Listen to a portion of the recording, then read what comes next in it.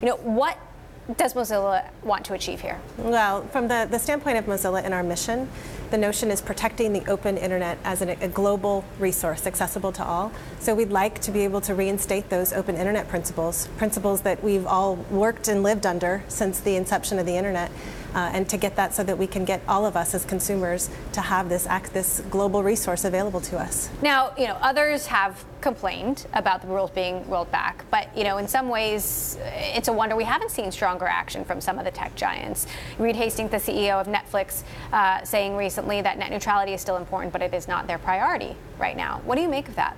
Well, I don't know if that was taken out of context, but the notion is I think that most of the tech companies support usually through alliances. That's why it was really important to us to make a statement as a plaintiff in this, as a petitioner, so that we can actually help to control the litigation. We really wanted to be a party here. So you say that ending net neutrality as we know it could end the internet as we know it. Why would that be such a bad thing? The internet isn't perfect. We just had a very long conversation about how the internet isn't perfect. Yeah, the internet's not perfect, but the notion of the internet and the way that it was set up is that we all had access to whatever information we want. I don't want to be alarmist, but think about a world where, think about politics and what if an ISP just believed a certain way with respect to a specific political issue, and they blocked or they throttled all content regarding the other side of that issue so no one could get access to it. It really could impact not just the way people think, but it could impact our democracy. It could impact the way that the global world sees the U.S. as well.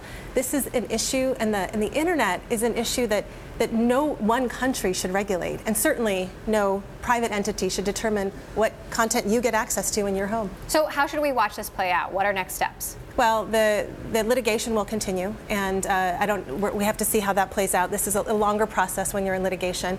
We see lots of legislative action right now. There's a CRA, there's votes in Congress to try to repeal and to try to roll back those orders. And we could see legislators themselves writing legislation to be able to formally codify the open internet principles. So are you working with or speaking to other organizations that are considering filing lawsuits of their own? Oh, we've spoken with lots of our allies and lots of colleagues of ours outside that believe very strongly in this and have already joined. Some of them have joined. Some of them have said they're going to be interveners in the litigation. So there's a lot of folks out there that care about this issue and are going to fight just like we are.